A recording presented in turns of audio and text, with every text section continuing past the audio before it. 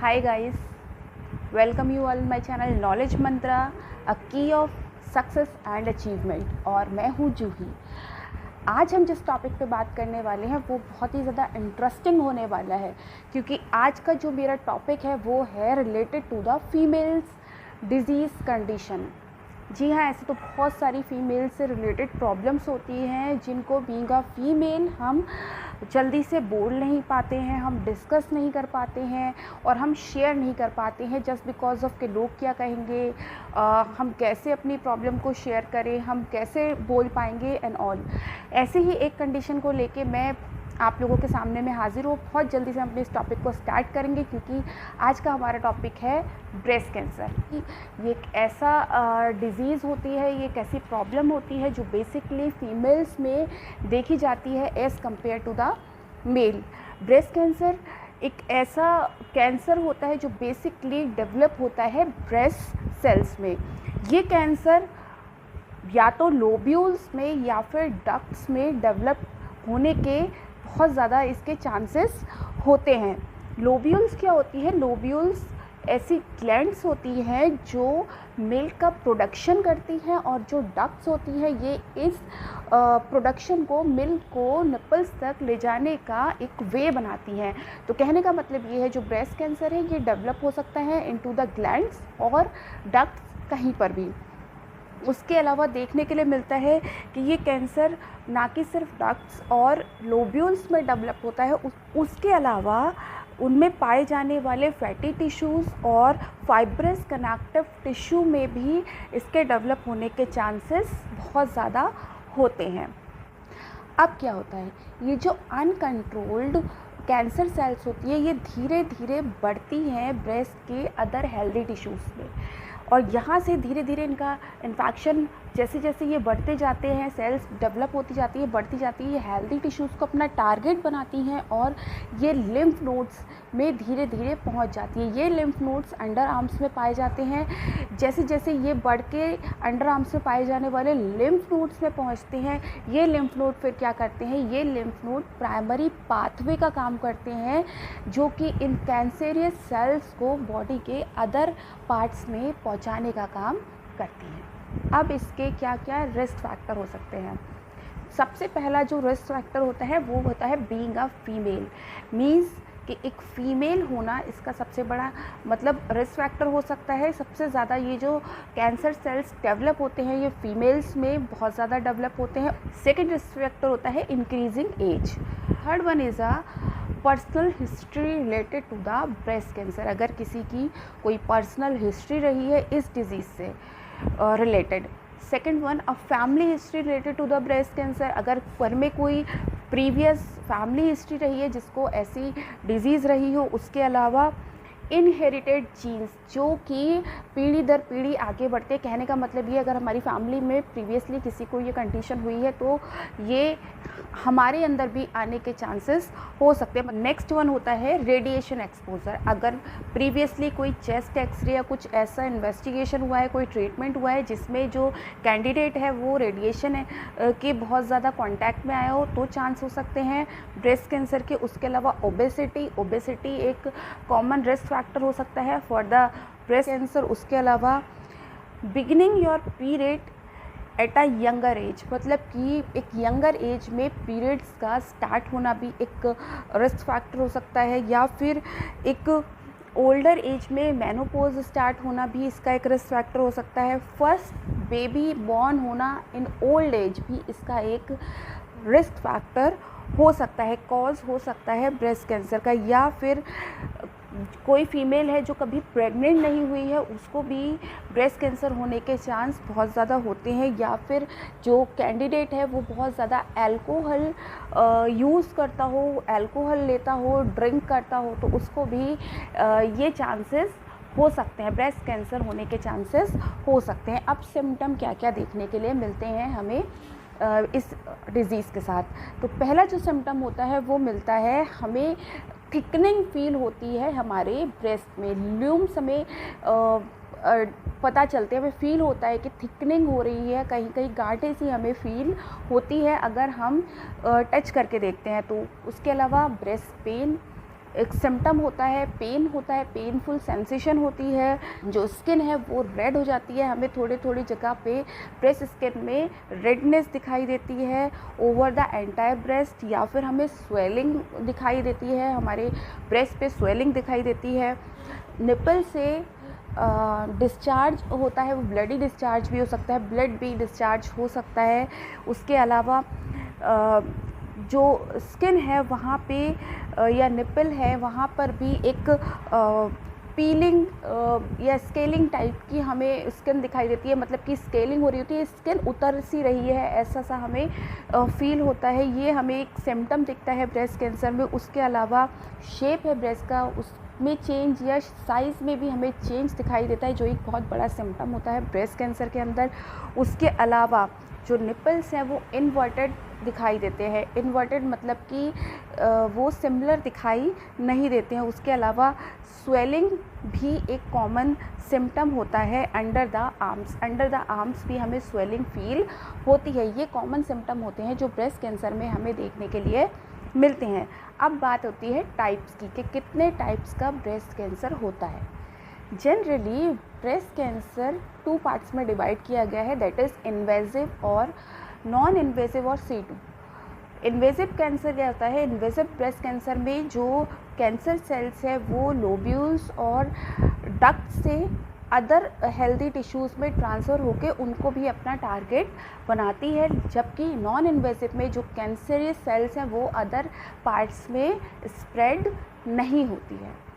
इन दोनों कैटेगरी के बेस पर ही हम कॉमन टाइप की जो कंडीशंस होती है उनको एक्सप्लेन कर सकते हैं, जिसमें कि जो सबसे पहला मैं आप लोगों के साथ डिस्कस करना चाहूँगी टाइप, वो होता है डक्टल कार्सिनोमा इन C2, जिसको हम शॉर्ट फॉर्म में DCIS भी कहते हैं। ये एक नॉन इन्वेजिव कंडीशन होती है जिसमें जो कैंसरियस सेल्स होती हैं वो केवल डक्ट्स को ही अपना टारगेट बनाती हैं और अदर हेल्दी टिश्यूज़ में स्प्रेड आउट नहीं होती हैं।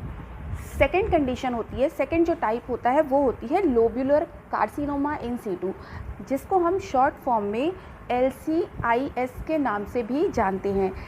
ये कंडीशन ऐसी होती है जिसमें जो कैंसरियस सेल्स होती हैं वो केवल मिल्क प्रोड्यूसिंग ग्लैंड्स को ही अपना टारगेट बनाती है, मतलब कि लोब्यूल्स को ही अपना टारगेट बनाती हैं और अदर पार्ट्स में जो अदर हेल्दी टिश्यूज़ हैं वहाँ पर स्प्रेड आउट नहीं होती हैं। अब थर्ड जो टाइप होता है वो होता है इन्वेजिव डक्टल कार्सिनोमा, जिसको हम IDC के नाम से भी जानते हैं। इस सिचुएशन में जो कैंसरियस सेल्स होती है वो सबसे पहले तो डक्ट्स को अपना टारगेट बनाती हैं और उसके बाद धीरे धीरे ये एंटायर टिश्यूज़ में, ब्रेस्ट टिश्यूज़ में स्प्रेड आउट हो जाती हैं और फिर उनको अपना टारगेट बनाती हैं।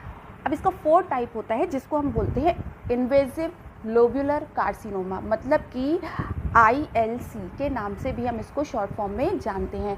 इस कंडीशन में जो कैंसरियस सेल्स होती हैं वो सबसे पहले लोब्यूल्स में डेवलप होती हैं, उनको अपना टारगेट बनाती हैं और धीरे धीरे फिर स्प्रेड आउट होती हैं अदर हेल्दी टिश्यूज़ में। इस तरीके से 2 कैटेगरी के बेस पर हम अदर टाइप्स को भी स्टडी कर सकते हैं इस कंडीशन में। अब हम बात करते हैं स्टेजेस की, कि इस में ब्रेस्ट कैंसर में कौन कौन सी स्टेजेस होती हैं। जो सबसे पहली स्टेज होती है उसको हम बोलते हैं अर्ली स्टेज, स्टेज 0 या फिर नॉन इन्वेजिव स्टेज। इस स्टेज में क्या होता है, जो कैंसर होता है वो डेवलप होता है ब्रेस्ट में और अदर पार्ट्स में बॉडी के ये स्प्रेड आउट नहीं होता। ऐसा कोई साइन नहीं मिलता कि ये जो कैंसरियस सेल्स है वो अदर पार्ट्स में भी स्प्रेड आउट हो गई हैं या उनको उन्होंने अपना टारगेट बनाना शुरू कर दिया है। इस स्टेज को हम अर्ली स्टेज, स्टेज 0 या फिर नॉन इन्वेजिव स्टेज भी बोलते हैं। अब जो सेकेंड स्टेज होती है वो स्टेज होती है स्टेज 1। इस स्टेज में जो कैंसर सेल्स होती है वो 2 सेंटीमीटर या इससे छोटी हो सकती है साइज़ में, जो कि अदर पार्ट्स में स्प्रेड नहीं हुई होती है। एक पर्टिकुलर पार्ट में, एक पर्टिकुलर प्लेस पर ही इनका डेवलपमेंट स्टार्ट हुआ होता है। ये स्टेज 1 कहलाती है ब्रेस्ट कैंसर की।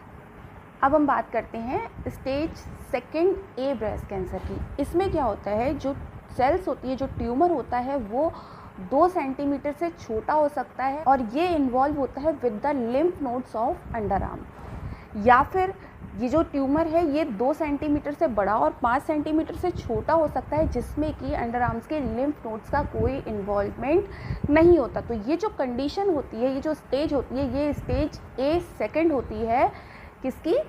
ब्रेस्ट कैंसर की। अब आती है नेक्स्ट स्टेज जिसको हम बोलते हैं stage second B breast cancer. इसमें जो ट्यूमर होता है वो 5 सेंटीमीटर से बड़ा हो सकता है जिसमें कि लिम्फ नोड्स का, अंडर आर्म्स के लिम्फ नोड्स का कोई भी इन्वॉल्वमेंट नहीं होता। या फिर ये 2 सेंटीमीटर से बड़ा और 5 सेंटीमीटर से छोटा हो सकता है जिसमें कि जो अंडर आर्म्स की लिम्फ नोड्स होती हैं उनका इन्वॉल्वमेंट हो सकता है। नेक्स्ट स्टेज होती है stage third A breast cancer. इसमें जो कैंसर सेल्स होती है, जो ट्यूमर होता है वो 5 सेंटीमीटर से बड़ा होता है और ये स्प्रेड आउट हो चुका होता है टू द लिम्फ नोड्स और ब्रेस्ट बोन। धीरे धीरे ये इस एरिया में भी डेवलप हो चुका होता है और ये वहाँ के टिश्यूज़ को अपना टारगेट बनाना शुरू करता है। इस स्टेज को हम क्या बोलते हैं? इस स्टेज को हम बोलते हैं third A breast cancer. Next जो स्टेज होती है वो होती है थर्ड बी ब्रेस्ट कैंसर। इसमें जो ट्यूमर होता है वो किसी भी साइज़ का हो चुका होता है जो धीरे धीरे चेस्ट वॉल और स्किन को अपना टारगेट बनाता है और वहाँ पे भी धीरे धीरे कैंसर सेल्स डेवलप होना शुरू हो जाती हैं। नेक्स्ट स्टेज होती है फोर्थ स्टेज।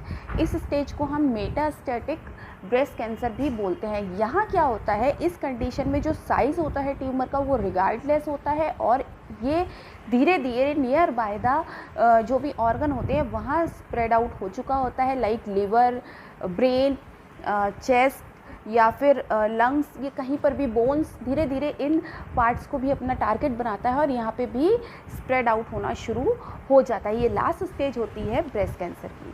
अब हम कैसे फाइंड आउट करेंगे कि ये जो कंडीशन है इसको डायग्नोस किया गया है ब्रेस्ट कैंसर के रूप में? इसको डायग्नोस करने के लिए जो डायग्नोस्टिक इवैल्यूएशन होंगी वो सबसे पहले हम पेशेंट का अल्ट्रासाउंड कराएंगे, उसके बाद मैमोग्राम पेशेंट का कराया जाएगा, मैमोग्राफी कराई जाएगी, MRI, biopsy, complete blood count patient का कराया जाएगा, ब्लड केमिस्ट्री पेशेंट की कराई जाएगी, साथ ही साथ हेपेटाइटिस टेस्ट भी हम पेशेंट का इस कंडीशन को फाइंड आउट करने के लिए कराते हैं। अब जब हमने फाइंड आउट कर लिया है कि हमारा जो पेशेंट है वो डायग्नोस किया गया है ब्रेस्ट कैंसर के रूप में, तो अब इसका ट्रीटमेंट क्या होगा? पेशेंट का ट्रीटमेंट करने के लिए जो हम चीज़ें ध्यान रखते हैं, सबसे पहले हमें ध्यान रखना है कि कैंसर का टाइप क्या है और स्टेज क्या है। उसके साथ ही साथ पेशेंट की एज क्या है, उसकी हेल्थ क्या है, इन सारी चीज़ों को ध्यान में रखकर हम पेशेंट का ट्रीटमेंट अप्लाई करते हैं। जो मेन ट्रीटमेंट होता है उसमें पहले तो हम पेशेंट की रेडिएशन थेरेपी करवाते हैं, पेशेंट की सर्जरी करवाई जाती है, उसके अलावा बायोलॉजिकल थेरेपी या ड्रग ट्रीटमेंट भी पेशेंट का चलाया जाता है, साथ ही साथ हार्मोन थेरेपी और साथ ही साथ कीमोथेरेपी भी इस ट्रीटमेंट में शामिल होती है।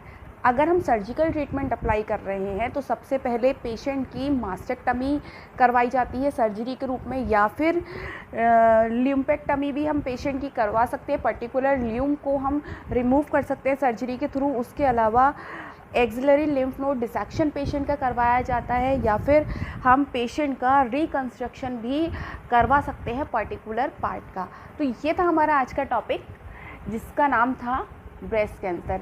बेसिकली मैंने देखा है कि हम बहुत सारे यूट्यूब पे ऐसे चीज़ों को सर्च करते हैं जो हमें बहुत इजीली लैंग्वेज में नहीं मिल पाता है। तो गाइस, मैं बहुत ही सिंपल लैंग्वेज के साथ अपना ये चैनल लेके आई हूँ जिसमें आप बहुत ही इजीली चीज़ों को समझ सकते हो और स्टडी कर सकते हो।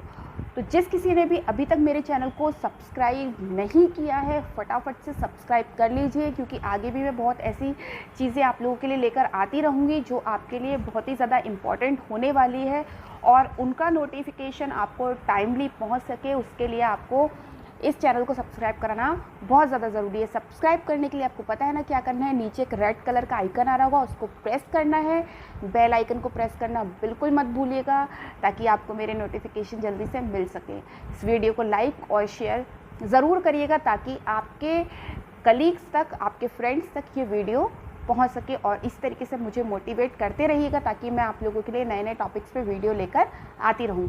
नेक्स्ट वीडियो में बहुत जल्दी से एक नए टॉपिक के साथ मैं आपसे मिलने वाली हूं। तब तक के लिए बाय बाय।